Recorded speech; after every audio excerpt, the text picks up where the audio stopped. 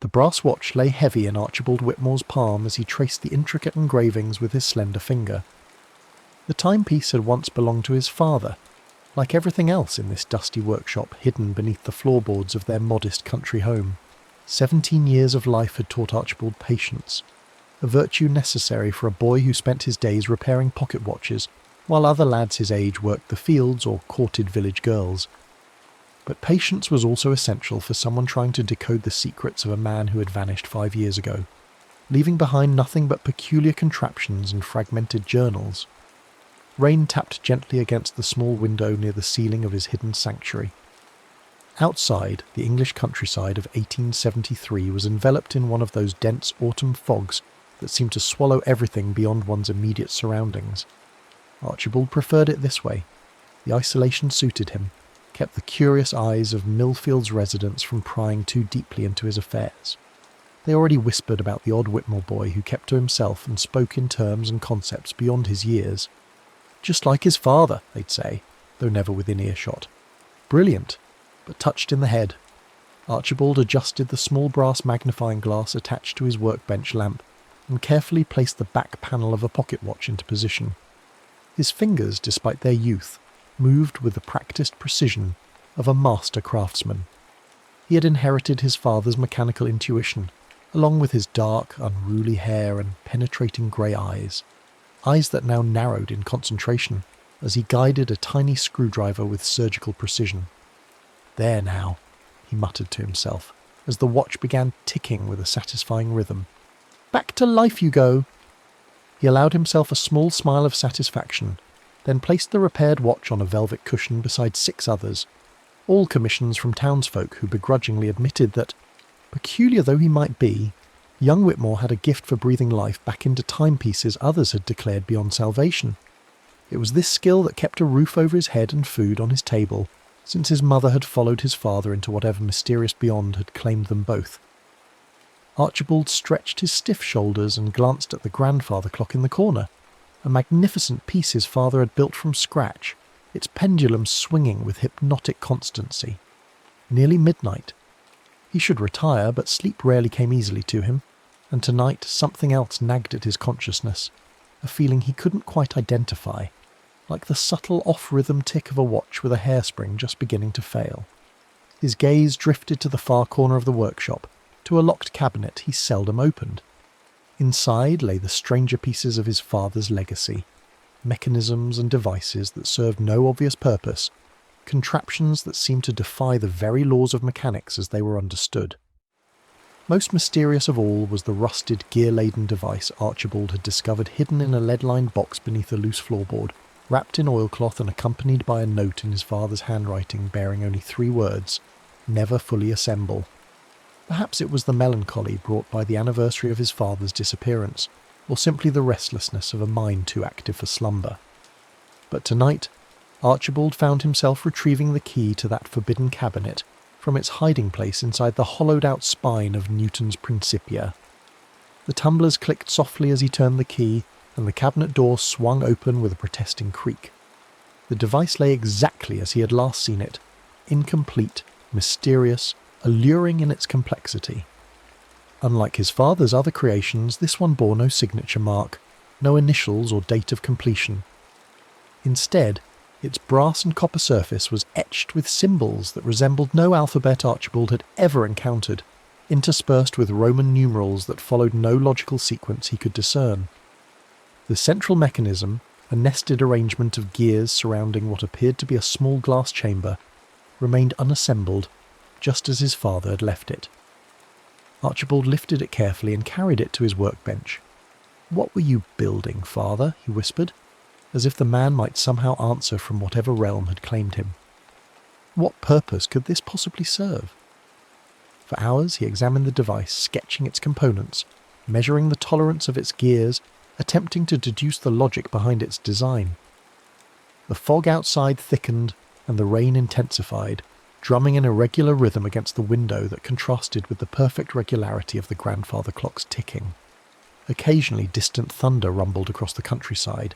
As the night deepened, Archibald's eyelids grew heavy, but his curiosity remained insatiable.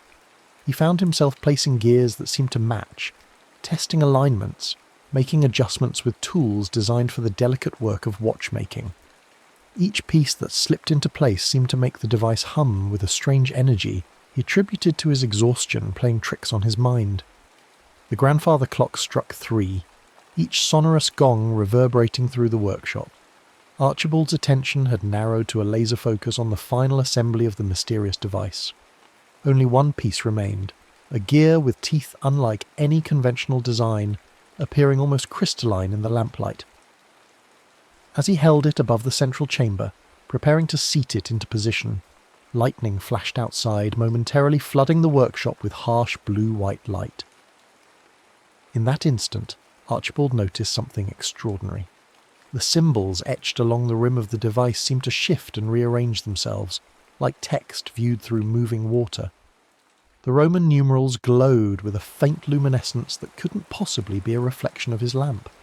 His heart began to pound in his chest, a mixture of fear and exhilaration flooding his veins.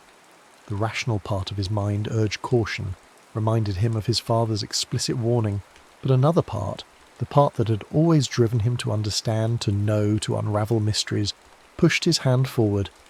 The final gear slipped into place with a sound like a key turning in a lock. For a moment nothing happened. Then the central glass chamber began to fill with what appeared to be liquid moonlight, a silvery, mercury-like substance that rose from nowhere. The gears began to turn of their own accord, slowly at first, then with increasing speed. Archibald tried to back away, but found himself unable to move, as if some invisible force held him rooted to the spot. The device's ticking grew louder, synchronized perfectly with the grandfather clock and, most disturbingly, with Archibald's own heartbeat. The 3 rhythms merged into one pulsing sound that seemed to bend the very air of the workshop. The symbols and numerals on the device now glowed bright enough to cast shadows, rotating around the rim like constellations in an accelerated night sky. "No!" Archibald gasped, finally breaking free of his paralysis and reaching for the device, intending to dismantle it before whatever was happening progressed further. But as his fingers touched the now hot metal, a shock ran up his arm, and the workshop around him seemed to fracture like a mirror struck by a stone. Reality itself appeared to be cracking along invisible seams. The last thing Archibald Whitmore saw before consciousness left him was the device floating inches above his workbench, surrounded by a corona of impossible light. The last thing he felt was his body stretching, tearing, reconstituting, as if every atom were being pulled apart and reassembled incorrectly. The last thing he heard was the synchronized ticking suddenly stopping, replaced by a silence so profound it seemed to swallow the universe itself. And then, nothing. Pain came first, sharp, insistent, pulling Archibald from the void. His face pressed against something cold and wet. Mud. His nostrils filled with smells his brain couldn't immediately categorize. Acrid smoke. Something metallic and organic that turned his stomach, and underneath it all the reek of unwashed bodies and excrement. His ears rang with a high-pitched whine, but through it he could make out sounds, distant explosions, shouting, the mechanical stutter of, were those guns? Forcing his eyes open, Archibald tried to process what he was seeing. Grey sky. Brown earth churned into a nightmare landscape. Barbed wire stretched across a wasteland of craters and splintered tree trunks. None of it made sense.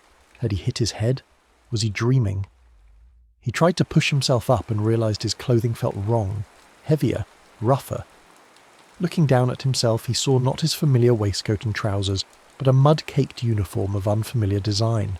Parts of it seemed fused with his own clothing, as if 2 sets of garments had melded together during some impossible process. On his chest, partly embedded in the fabric as if it had materialized there, was his father's watch, the one he kept in his waistcoat pocket, not the mysterious device. Before he could further examine his situation, the ground beneath him shook violently. A deafening explosion sent dirt and debris raining down around him. Instinctively, he covered his head with his arms and tried to make himself smaller. "Get down, you bloody fool!" The voice came from somewhere to his left, followed by a rough hand grabbing his collar and yanking him sideways. Archibald tumbled into a deep trench, landing hard against its muddy wall. Looking up, He found himself staring into the dirt-streaked face of a man perhaps 10 years his senior, wearing a uniform similar to the one now mysteriously adorning Archibald's own body. "Are you trying to get your head blown off?" the man demanded, his accent marking him as a Londoner. "Fritz is shelling the whole sector. Everyone back to the dugouts." Archibald opened his mouth, but no words came. His mind raced, trying to assemble the pieces of this impossible puzzle. The landscape, the uniforms, the weapons, they were unlike anything he had ever seen, yet somehow familiar from books, or perhaps his father's more esoteric journals. Where am I?" he finally managed, his voice sounding strange to his own ears.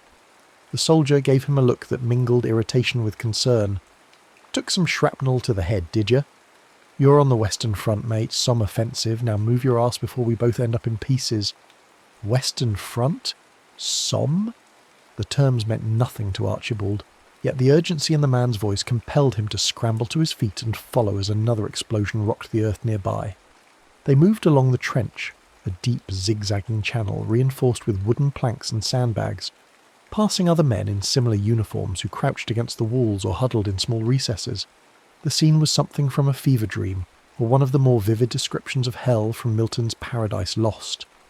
Men caked in mud, many sporting bandages stained with blood and worse. The air thick with smoke and the smell of cordite. Constant thunder-like booming in the distance, punctuated by sharper cracks and the occasional scream. Archibald was guided, half pushed really, into a wider section of the trench system where wooden supports created something resembling a room dug into the earth. Men sat on ammunition crates or directly on the duckboard floor, some playing cards, others writing letters, many simply staring into space with vacant expressions that suggested their minds had retreated to safer territories than their bodies currently occupied. "Found this one wandering in no man's land," his rescuer announced to the group. "Seems a bit dazed. Anyone know which company he's with?" The men glanced up, eyes passing over Archibald with minimal interest before returning to their previous occupations. Only one, an older man with a sergeant's stripes and a face weathered beyond its years, gave him more than a cursory examination. "Don't recognise him," the sergeant said, "but uniforms are all so caked in mud now, hard to tell which lot he belongs to. Could be one of the replacements that came in last night." He addressed Archibald directly. "What's your name and unit, soldier?" "Archibald Whitmore," he replied automatically, then hesitated. Unit? He had no unit, no military training, no business being in what was clearly some kind of battlefield. Yet here he stood, wearing a uniform surrounded by men who seemed to accept his presence, even if they couldn't place him. I'm not certain," he added, deciding that confusion might be his best defence until he could make sense of his situation. "There was an explosion. I don't remember much before that." The sergeant's expression softened slightly. "Shell shock. Seen it before." He turned to the man who had brought Archibald in. "Put him with Barker's group. They're down 3 men after yesterday's push. He can sort himself out there until the medical officers can have a look at him." Archibald was led deeper into the trench system, his mind racing to process everything. Shell shock. The Western Front. Somme. These terms, combined with the weapons and uniforms he was seeing, began to coalesce into a horrifying possibility. He had read enough history to recognise the hallmarks of warfare, but this was like nothing from his own time. His own time. The thought struck him with the force of the explosion still rocking the earth above. Was it possible? Had that device, his father's mysterious contraption with its rune-like etchings and impossible mechanics, somehow thrown him forward in time? It seemed absurd, the stuff of H.G. Wells's scientific romances, yet no other explanation presented itself. What year is it?" he asked his guide, trying to keep his voice casual despite the existential dread building in his chest. The man gave him a sidelong glance. "Christ, mate, you really did get your bell rung, didn't you? It's 1916. July, if you've lost track of that too. 1916. The number hit Archibald like a physical blow. 43 years. Somehow he had travelled 43 years into the future and landed in the middle of what must be a war of unprecedented scale, judging by what little he could see from the trenches. A war enveloping nations, perhaps even continents. What calamity had befallen the world during those lost decades? Before he could pursue this line of thought further, they reached another dugout where a group of about 8 men were engaged in the mundane tasks of warfare. Cleaning rifles, mending uniforms, eating from tin containers. They looked up with the same disinterested expressions he had encountered in the previous group. "New one for you, Barker," his guide announced to a stocky, red-faced man who appeared to be in charge.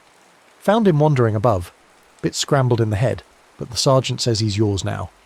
Barker looked Archibald up and down with a critical eye. "Can you shoot?" he asked bluntly.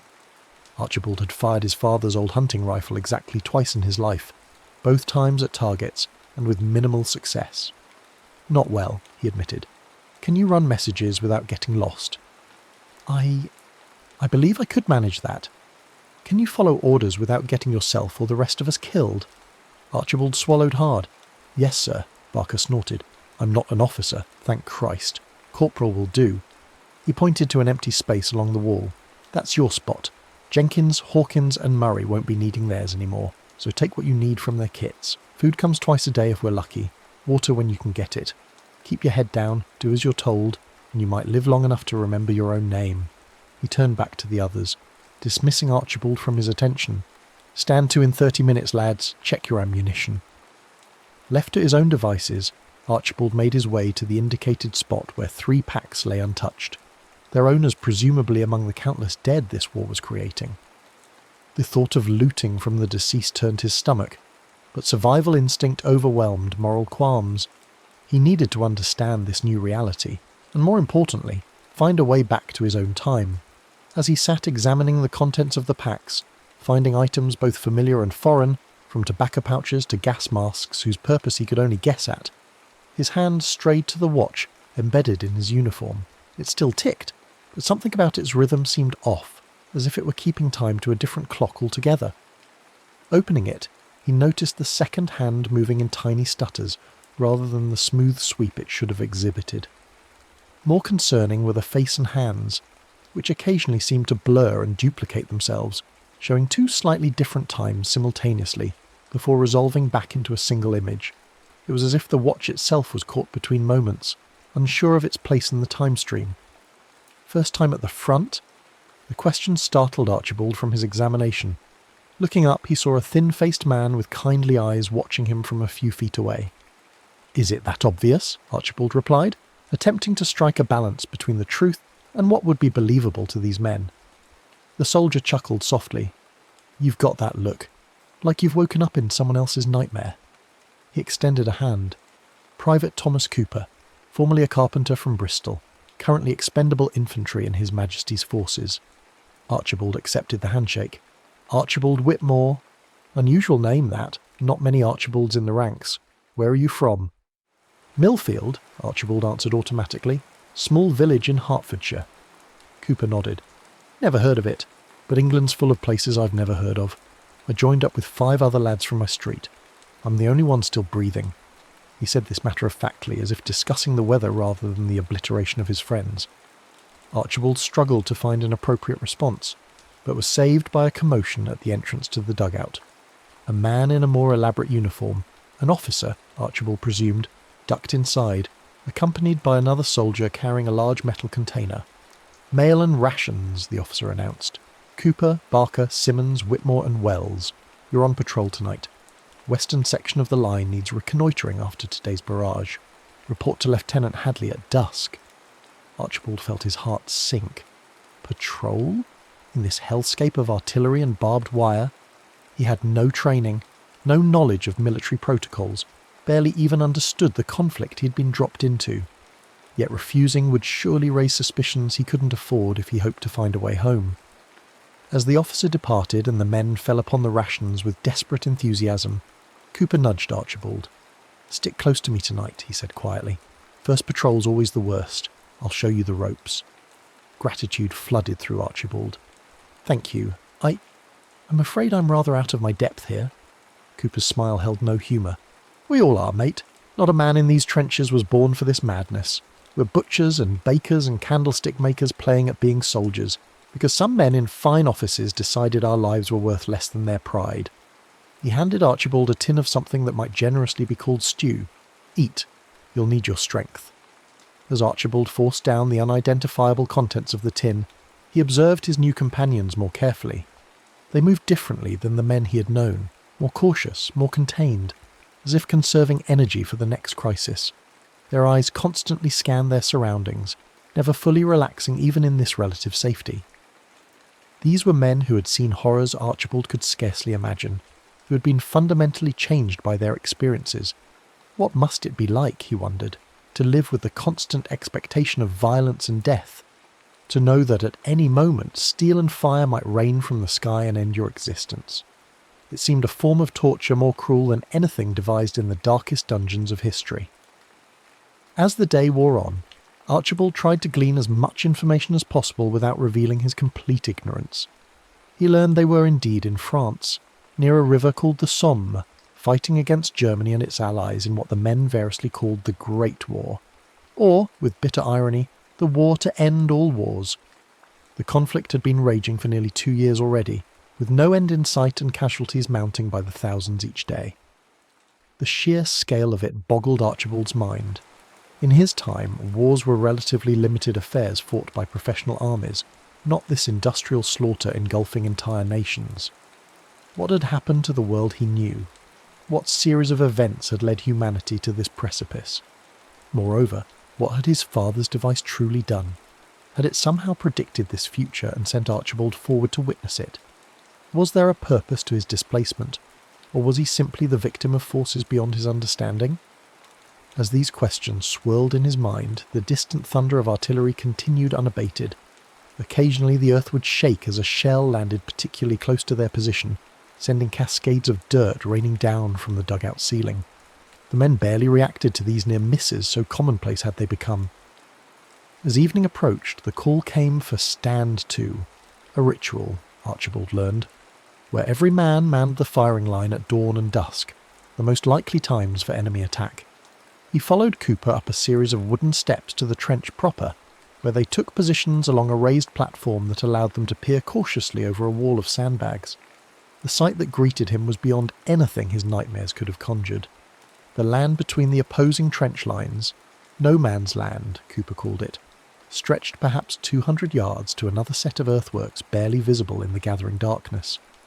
The intervening space was a lunar landscape of shell craters, tangles of barbed wire, and the unmistakable shapes of human bodies in various states of decomposition. Some had clearly been there for days or weeks, rotting in the summer heat, providing grim landmarks in this geography of death.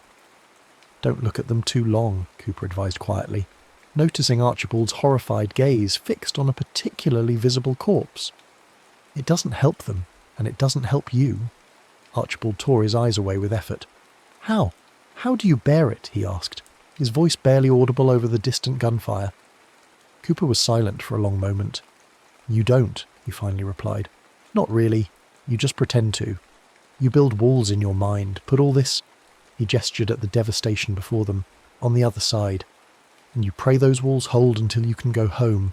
He paused, then added, "If home still exists when this is over." They stood their watch in silence after that, each lost in his own thoughts.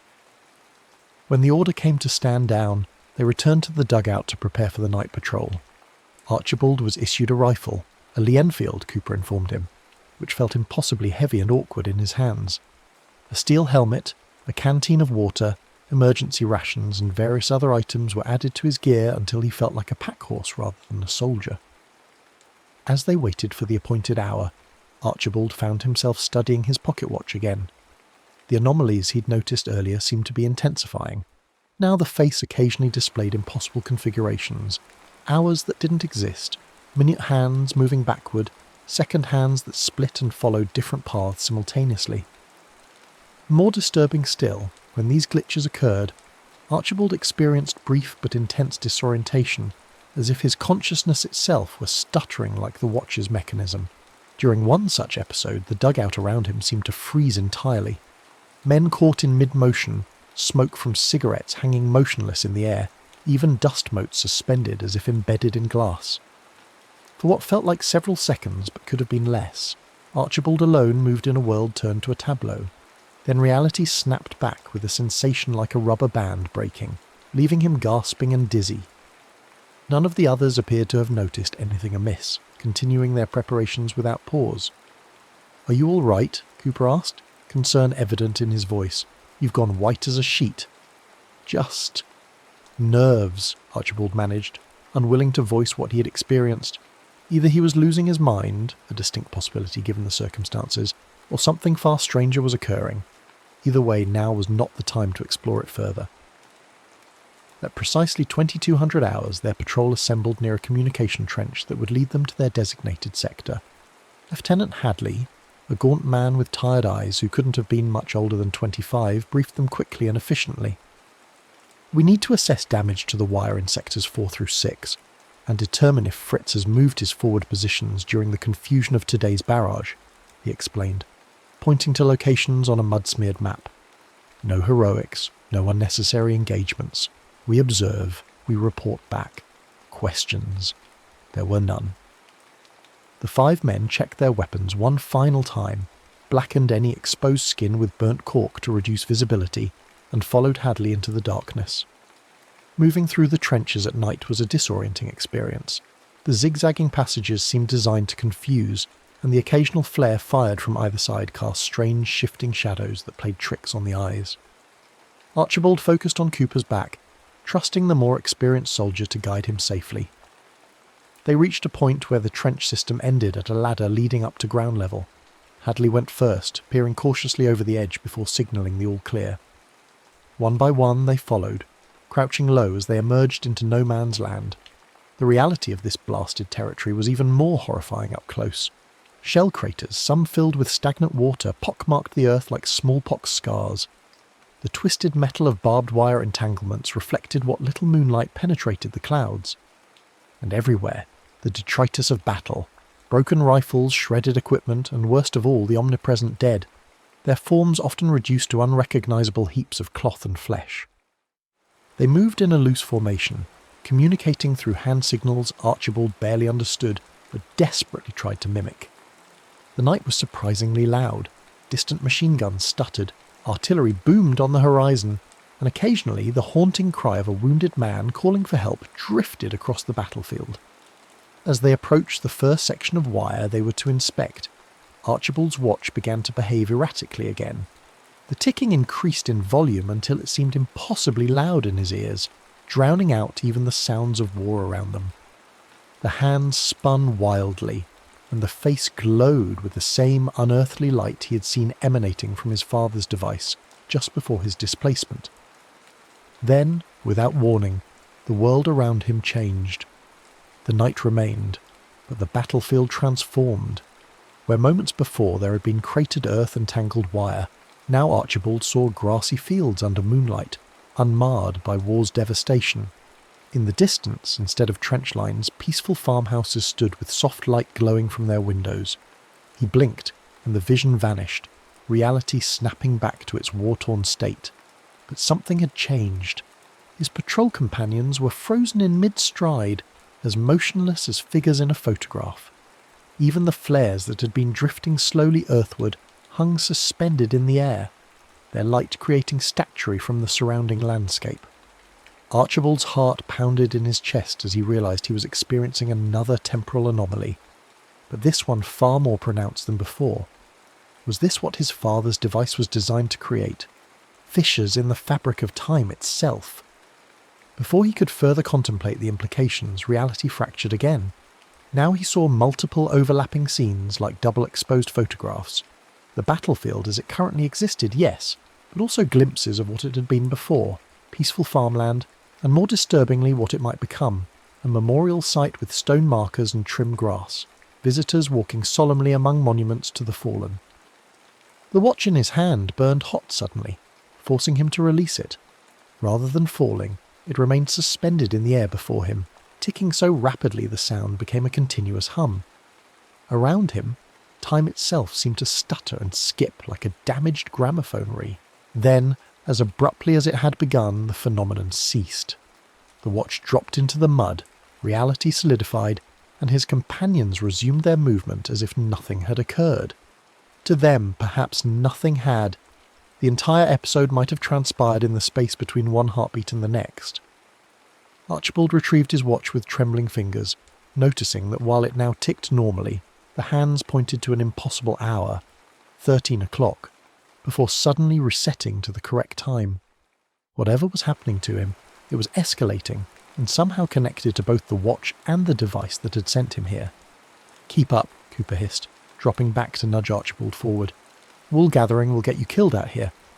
Forcing his mind back to the immediate danger, Archibald followed the patrol as they completed their assessment of the wire emplacements. They were perhaps halfway through their assignment when Hadley raised a fist, the signal to freeze. Everyone dropped to the ground, pressing themselves into the mud. In the silence that followed, Archibald heard what had alerted the lieutenant, voices speaking in a language he didn't recognise but assumed must be German. Their enemy patrol was nearby, perhaps on a mission similar to their own. For long minutes they remained motionless, barely breathing. The German voices grew closer, then began to fade as the patrol apparently moved in a different direction. Hadley was just beginning to signal they should continue when a flare burst overhead, bathing the landscape in harsh white light. "Down!" someone whispered urgently, but it was too late. They had been spotted. The night erupted with the chatter of machine gun fire. Dirt kicked up in a line marching toward their position as the German gunner adjusted his aim. Hadley shouted something Archibald couldn't make out over the din, but the intent was clear: run or die. The patrol scattered, each man making for the nearest shell hole or depression that might offer cover. Archibald found himself sprinting alongside Cooper, zigzagging to present a more difficult target as bullets whined past them. They dove into a water-filled crater just as another flare burst above, followed by intensified gunfire. "Stay down," Cooper panted, loading a fresh magazine into his rifle. "They'll have to expose themselves to get a clear shot. When they do..." He left the implication hanging. Archibald nodded mutely, clutching his own rifle, but knowing he lacked the skill to use it effectively. The cold, fetid water of the crater soaked through his uniform, but fear kept him from noticing the discomfort. Somewhere nearby, a man screamed. One of their patrol caught in the open, perhaps. As Cooper cautiously raised his head to assess their situation, Archibald's watch began its now familiar malfunction. The ticking accelerated, the face glowed, and the hands spun wildly. He tried to warn Cooper, to explain what was happening, but found himself unable to speak as the air around them seemingly thickened into something with the consistency of syrup. Time slowed, stretched, then stopped altogether. Cooper remained frozen in mid-motion, his features locked in an expression of grim determination. The water in the crater ceased to ripple. Even the tracer rounds from the machine gun hung suspended in the air like deadly fireflies. In this moment outside of time, Archibald became aware of something extraordinary. He could move, not just himself, but objects around him. He reached out and touched one of the suspended bullets, finding it solid and hot to the touch. With careful pressure, he was able to nudge it slightly off its trajectory. An idea formed in his mind, a desperate, possibly insane idea. If he could alter the path of one bullet during this temporal anomaly, what else might he change? Could he affect the outcome of the firefight? Perhaps save lives that would otherwise be lost? With trembling hands, he reached for other suspended projectiles, diverting them away from where he and Cooper crouched. It was painstaking work, requiring both physical and mental effort that left him gasping. Each bullet he touched seemed to resist his interference, as if reality itself objected to his meddling. As he worked, he became aware of a strange phenomenon. After-images, or ghosts of events that had not yet occurred. He could see hazy outlines of Cooper raising his rifle and firing, of German soldiers advancing across no man's land, of blood blooming from wounds not yet inflicted. It was as if the immediate future existed as a probability field that he could perceive while in this suspended state. More disturbing still, he noticed thin, fracture-like lines in the air itself, visible only when he moved his head in certain ways, catching the light of the frozen flares. They resembled cracks in glass, spreading outward from his position like a spider's web. Were these physical manifestations of the damage he was doing to the time stream by his very presence, let alone his interference? Before he could consider the implications further, he felt a sharp pain in his chest, radiating outward from where the watch pressed against his skin. The timepiece had grown searingly hot, burning through fabric to leave its imprint on his flesh. The pain broke his concentration, and reality shuddered around him. Time resumed its normal flow with a sensation like a physical blow. The redirected bullets flew off in their new trajectories, missing their targets. Cooper fired his rifle without seeming to notice anything amiss. The German machine gun fell silent, its operators perhaps confused by their sudden inability to hit what should have been easy targets. "Now!" Cooper shouted, grabbing Archibald's arm. "Back to our lines while they're regrouping." They scrambled from the crater and ran in a crouch toward where they believed their trenches lay. In the darkness and confusion, Archibald quickly became disoriented, but trusted Cooper's instincts. Behind them, German voices shouted in alarm, followed by renewed gunfire that seemed to lack the precision of earlier volleys. They reached a stretch of barbed wire that marked the approach to the British lines. Cooper called out a password that Archibald couldn't quite catch, and answering voices guided them to a gap in the defences. Hands reached out to pull them into the relative safety of the forward trench. "Where are the others?" an officer demanded as they collapsed against the mud wall, gasping for breath. Cooper shook his head grimly. "Scattered when the machine gun opened up. Simmons took a hit, I think. Didn't see the lieutenant or the rest after that." The officer cursed under his breath. "Stay here until the all clear. We'll send out a recovery party at dawn if they haven't made it back by then." As the adrenaline of their escape began to fade, Archibald became aware of how thoroughly exhausted he was. Every muscle ached, and his lungs burned from exertion, and the acrid smoke that hung perpetually in the air. More concerning, though, was the throbbing pain where the watch had burned him, a perfect circular imprint now branded into his chest. Cooper noticed his discomfort. "You hit?" "No," Archibald replied, not sure how to explain what had actually happened. "Just winded." Cooper nodded, accepting the explanation without further question. First time under fire is always the worst. Gets easier. He paused, then amended, "Not better. Just easier." They made their way back to their dugout, where the remaining members of Barker's group greeted their return with minimal acknowledgement, relief tempered by the knowledge that survival today meant nothing for tomorrow. Archibald collapsed onto his designated space, too exhausted even to remove his mud-caked boots. Sleep, when it came, brought no respite.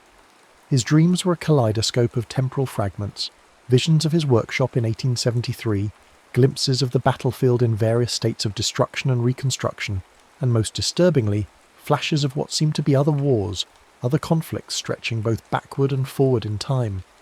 In each, the same pattern repeated, men killing and dying for causes that would be forgotten before the blood dried on the ground. He awoke with a start to the sound of the morning artillery barrage, the daily hate, as Cooper called it when he handed Archibald a tin cup of something approximating tea. Weak sunlight filtered through the entrance to the dugout, suggesting it was perhaps 7 or 8 in the morning. "Barker wants you on messenger duty today," Cooper informed him. "Probably figures you're not ready for the firing line after last night. Report to the command post after stand to." Archibald nodded gratefully, still struggling to fully wake. As he sipped the tepid tea, he surreptitiously examined his watch.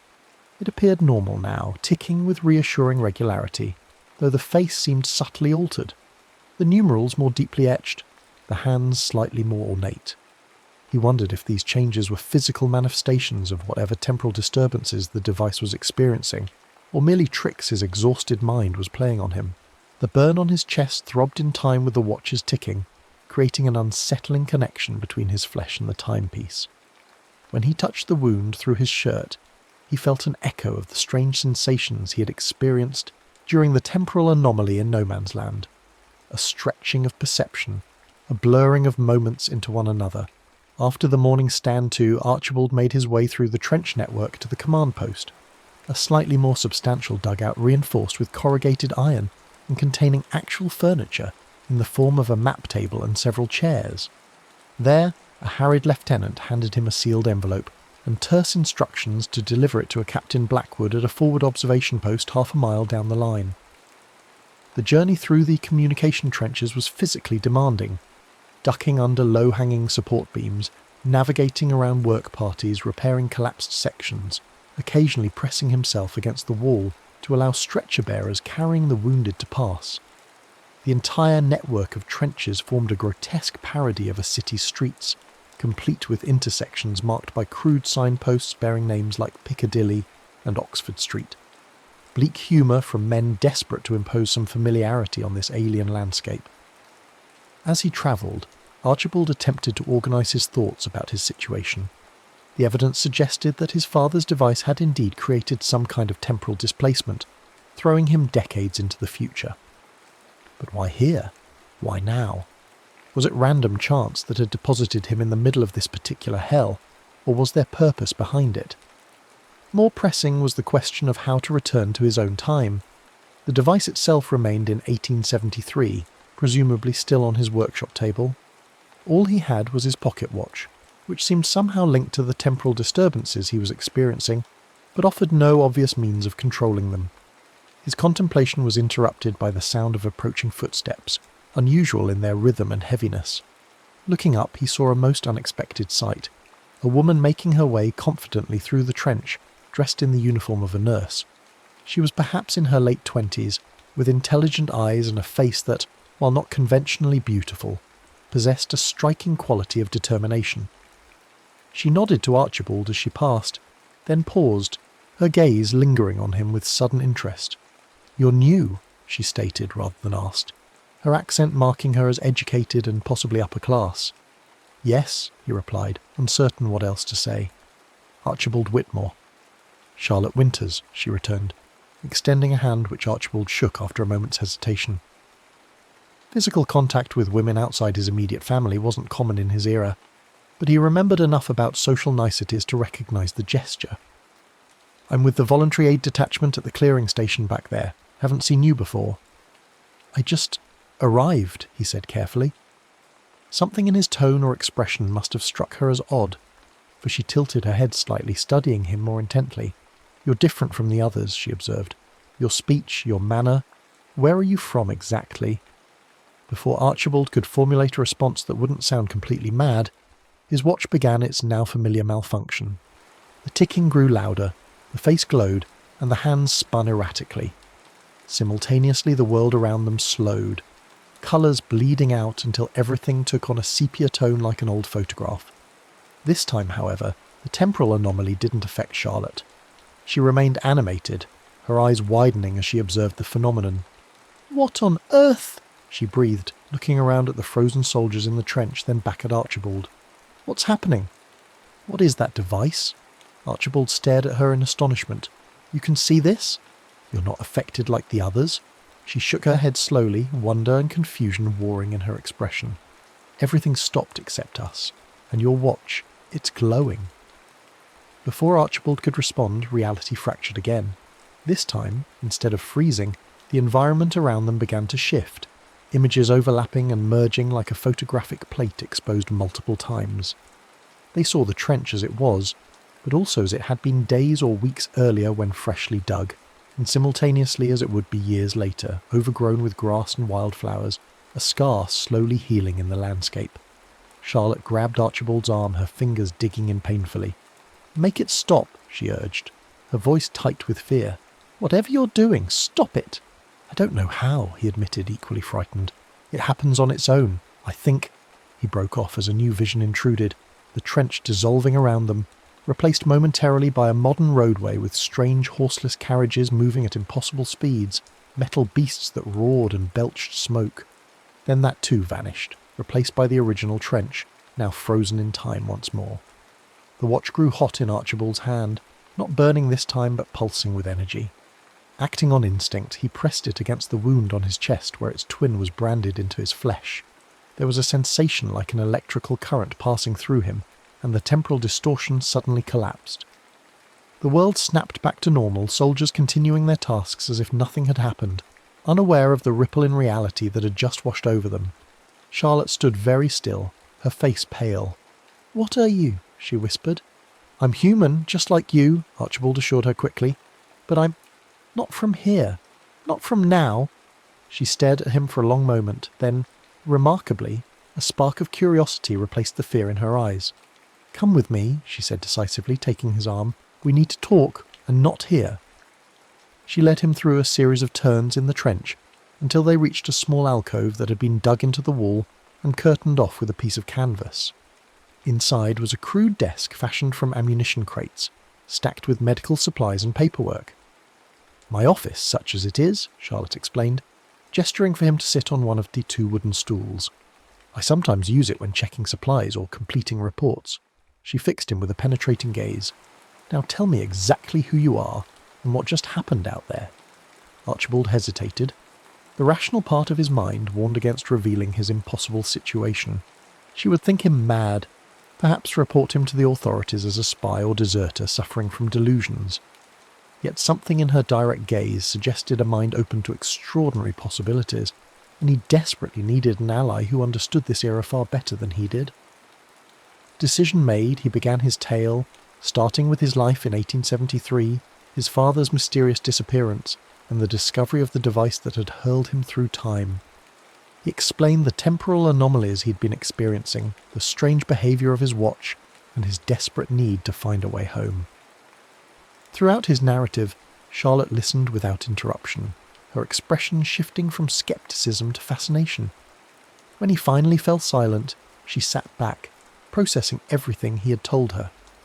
"Under normal circumstances," she said after a long pause, "I would assume you were suffering from shell shock or some other psychological trauma, but I saw what happened in that trench. Time stopped for everyone but us." She leaned forward, elbows on knees. "And there's something about you, your speech patterns, your confusion about things any soldier would know, little anachronisms in how you carry yourself. You're out of place here." "You believe me then?" Archibald asked, hardly daring to hope. "I'm not certain what I believe," she admitted, "but I know what I saw. And if there's even a chance you're telling the truth." She trailed off, then smiled slightly. "Well, I've always had a weakness for impossible problems. Before the war, I was studying natural sciences at Bedford College. My professors thought I was wasting my education, that a woman should be content with a general understanding rather than pursuing serious scientific inquiry. I'd like to think they were wrong," hope sparked in Archibald's chest. "Then you'll help me?" "I'll try," she promised, "though I'm not sure how much help I can be with matters involving time travel. It's hardly covered in nursing textbooks." Her attempt at humour faded quickly. "But first I need to see that wound you mentioned. Where the watch burned you." Reluctantly, Archibald opened his shirt enough to reveal the circular burn on his chest. Charlotte's clinical detachment faltered momentarily at the sight. A perfect imprint of the watch face, the numerals and hands clearly visible on his reddened flesh like some bizarre tattoo. "Extraordinary," she murmured, leaning closer to examine it. "The skin isn't blistered as I would expect from a conventional burn. It's more like a brand, but impossibly detailed." She touched the edge of the mark gently, and Archibald gasped as another flicker of temporal distortion rippled through the dugout. Brief but unmistakable, the colours bleeding away for a split second before normalcy reasserted itself. Charlotte withdrew her hand quickly. "There's a connection," she said, her scientific mind clearly racing ahead, "between you, the watch, and these temporal events. Your physical body seems to be acting as some kind of conduit or anchor point." Before they could discuss further implications, a shell landed nearby, close enough to shake dirt from the dugout ceiling. The normal sounds of the front, which had faded into the background of their conversation, reasserted themselves with jarring clarity. "I have to go," Charlotte said, gathering her medical bag. "There will be casualties from that barrage, and I'm needed at the clearing station, but I want to continue this conversation." She scribbled something on a scrap of paper. "I'm off duty tomorrow evening. Meet me here, at this map reference. It's an abandoned farmhouse just behind our lines. The medical officers use it sometimes, but it should be empty then." Archibald took the paper, suddenly reluctant to see her leave. Charlotte represented his first real hope of understanding what was happening to him, and possibly finding a way home. "I'll be there," he promised. "And thank you for believing me, or at least not thinking me completely mad." She paused at the entrance to the dugout. "Oh, I haven't ruled out madness entirely, yours or mine. But madness would be a far less interesting explanation than time travel, don't you think?" With that parting comment and a brief smile, she was gone, leaving Archibald alone with his thoughts and the ever-present background symphony of war. Remembering his original assignment, he hastened to deliver the message to Captain Blackwood, finding the officer in a forward observation post peering through a periscope at the German lines. The captain barely acknowledged him, simply pocketing the envelope with a grunt of dismissal.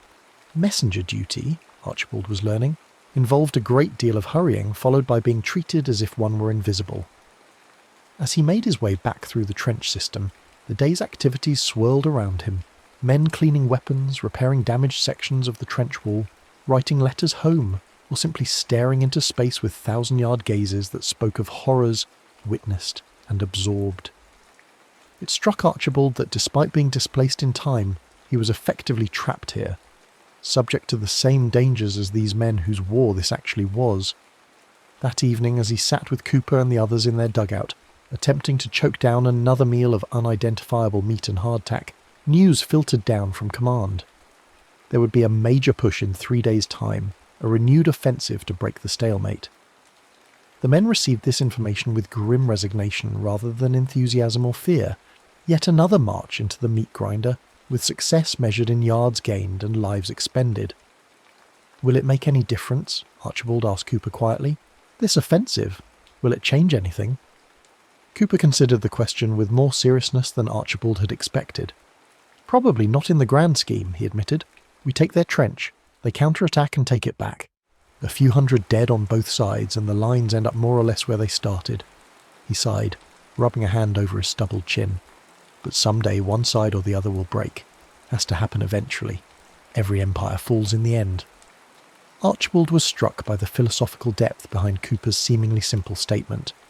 This ordinary carpenter from Bristol had been forced by circumstances to contemplate matters of history and human nature that most people never considered.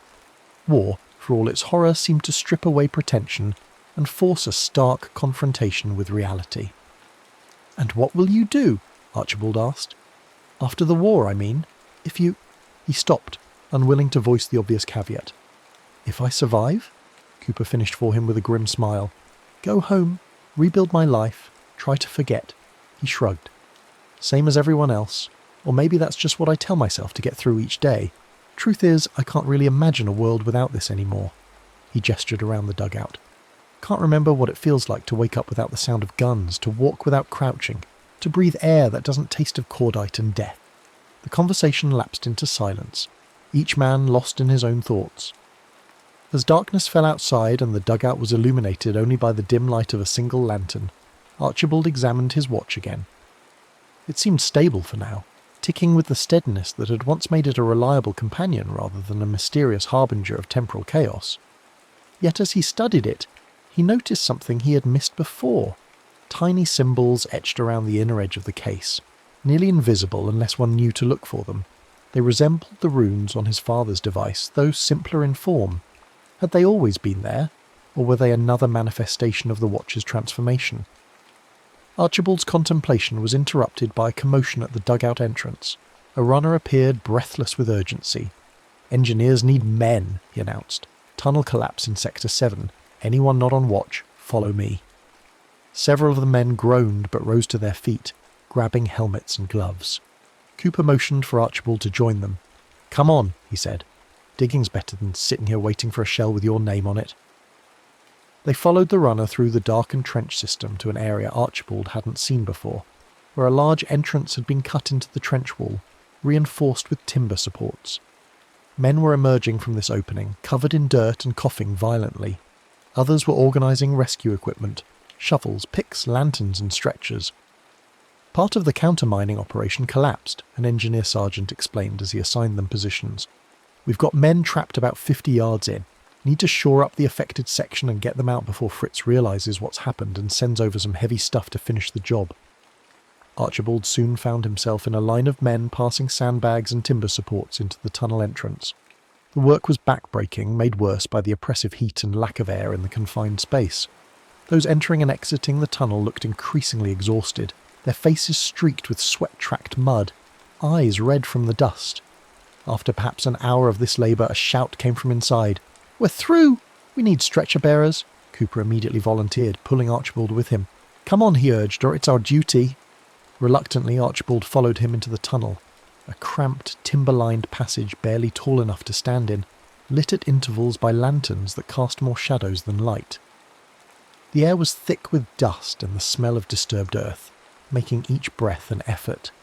They hunched forward, moving deeper into the claustrophobic space until they reached a section where the tunnel widened slightly into a crude chamber. There, several men lay on the ground, some moving weakly, others ominously still.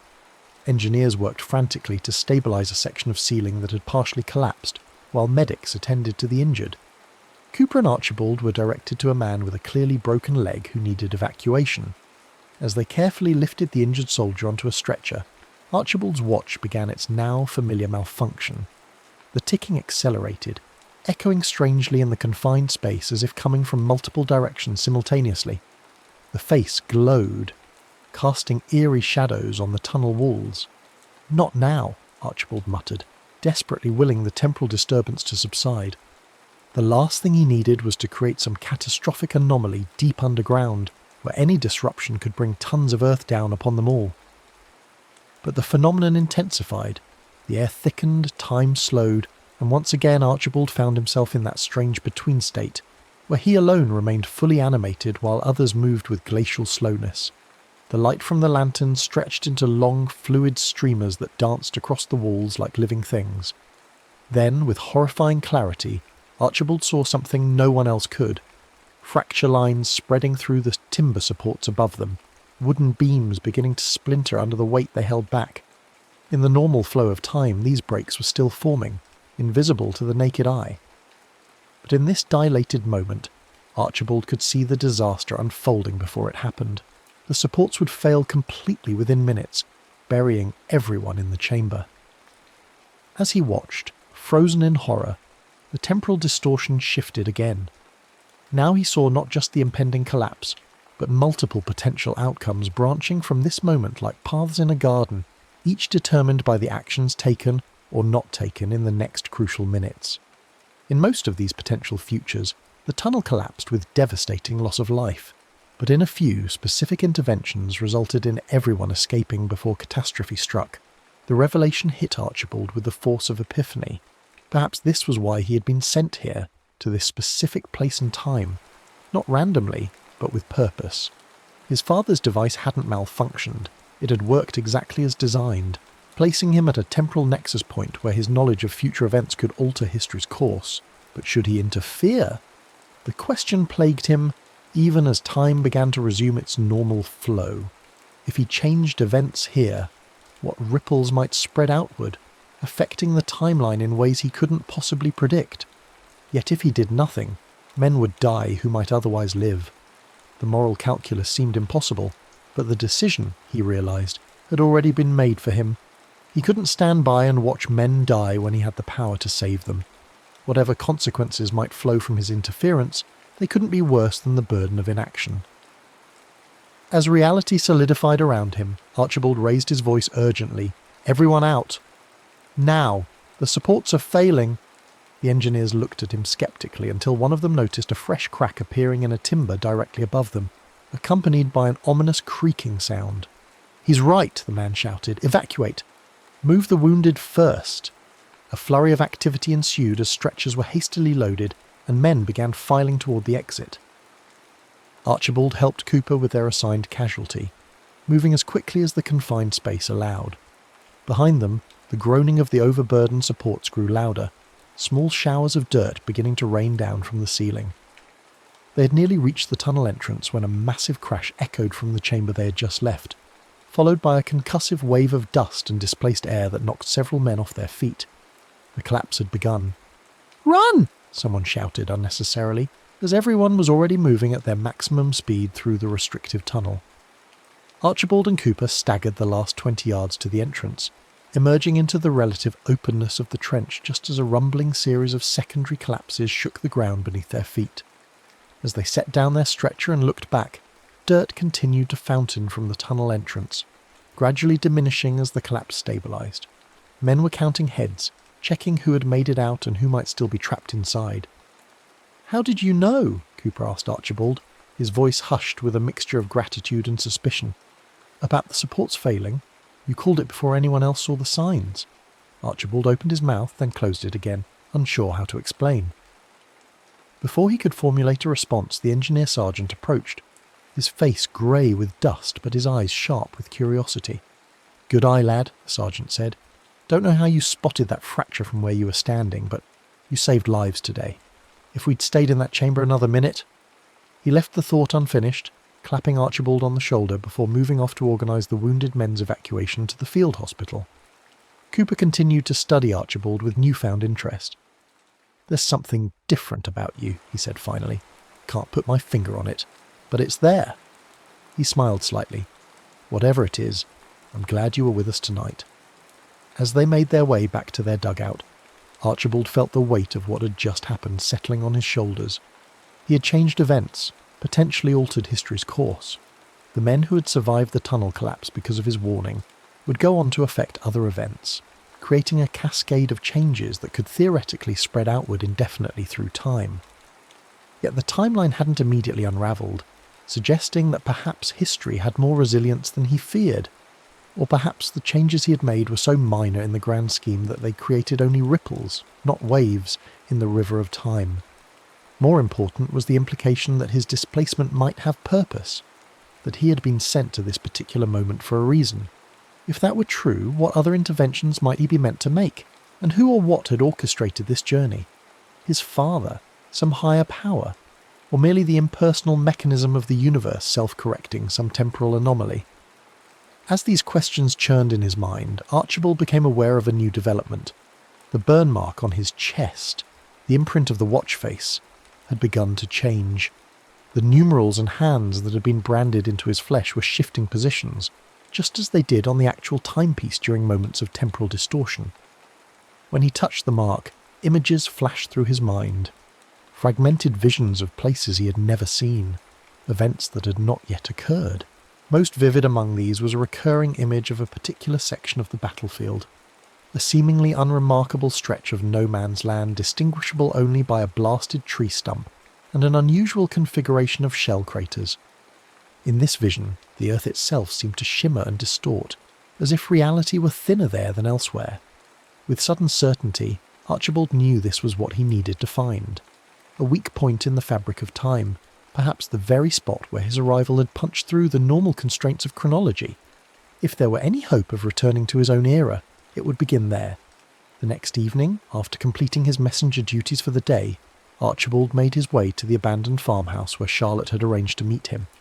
The structure stood perhaps half a mile behind the front lines, damaged by shell fire but still largely intact, its stone walls having withstood what its wooden roof had not. Inside, the remaining furniture had been repurposed or scavenged, leaving only a few chairs and tables scattered among the debris. Charlotte was already waiting, having exchanged her nurse's uniform for a simple dress and coat that made her look startlingly civilian amidst the militarized zone. She had spread several maps and papers on a table and lit a small oil lamp that cast long shadows across the room's irregular surfaces. "I've been thinking about your situation," she said, without preamble as Archibald entered, "and I have a theory. It's rather fantastical, but no more so than time travel itself." "I'm listening," Archibald replied, taking a seat across from her. "What if the device your father created wasn't meant to send people through time randomly, but to specific moments when intervention was needed?" She leaned forward earnestly. "There are certain points in history that serve as nexus events, moments when small actions can have disproportionate effects on future outcomes. What if your father found a way to identify these moments and built a machine that could place someone there to ensure the right choice was made?"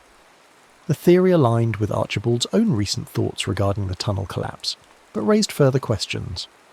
But why me? And why this particular war? What could be so important here that it would justify tearing someone from their own time? Charlotte's expression grew sombre. "This isn't just any war, Archibald. The scale of this conflict is unprecedented in human history. Millions are already dead, and millions more will die before it's over. And I fear it won't truly end even when the fighting stops. The hatred and resentment being sown now will bear bitter fruit for generations." She pushed one of her papers toward him, a series of calculations and diagrams he didn't fully understand. "I've been studying reports from all along the front, looking for patterns in what you described, moments when time seems to behave abnormally.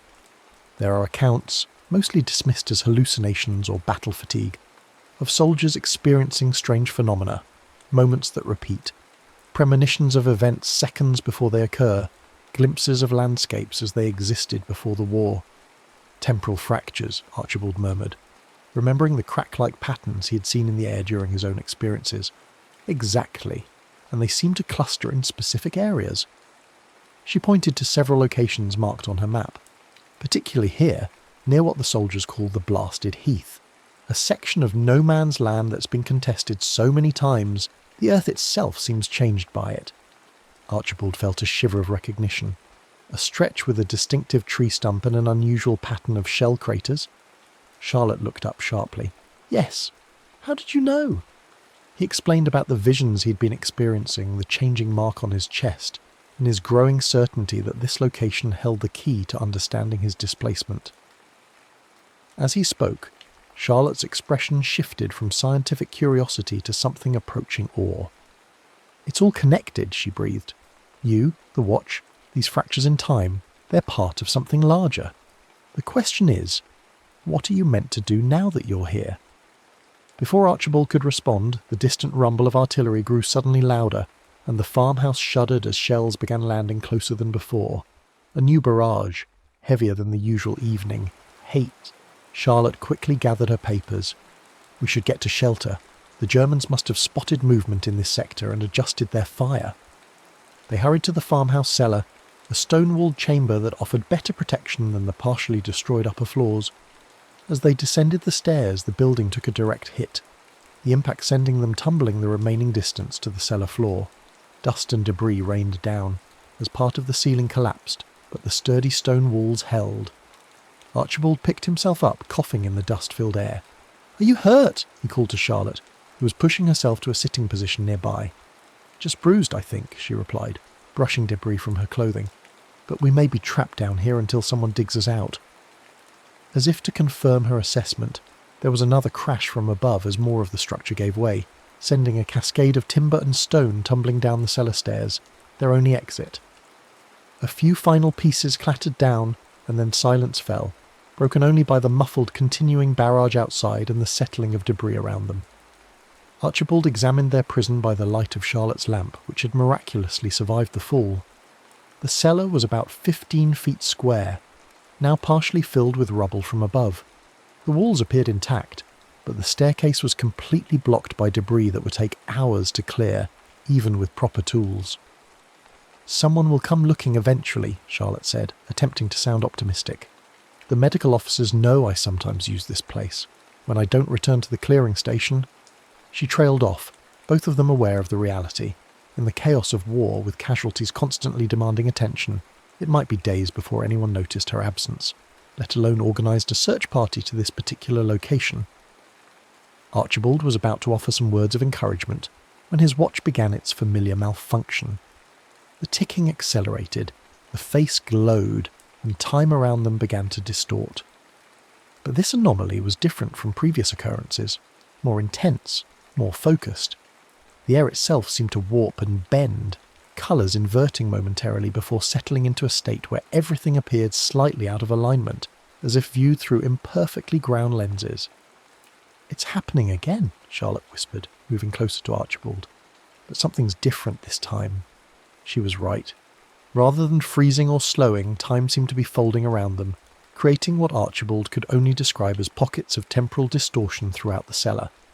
In one corner, rubble that had fallen during the collapse now rose back to the ceiling, then fell again in an endless loop.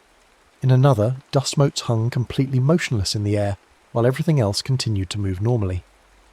Most dramatically, a section of the cellar wall directly opposite them began to shimmer and fade, revealing glimpses of other times and places.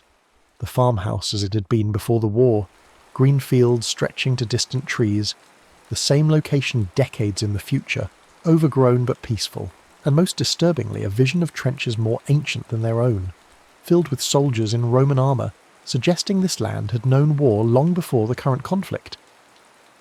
"It's as if the barriers between time streams are breaking down," Archibald said, watching in fascination and horror as reality fluctuated around them. "My presence here, my interference with events, I think I'm causing damage to the fabric of time itself."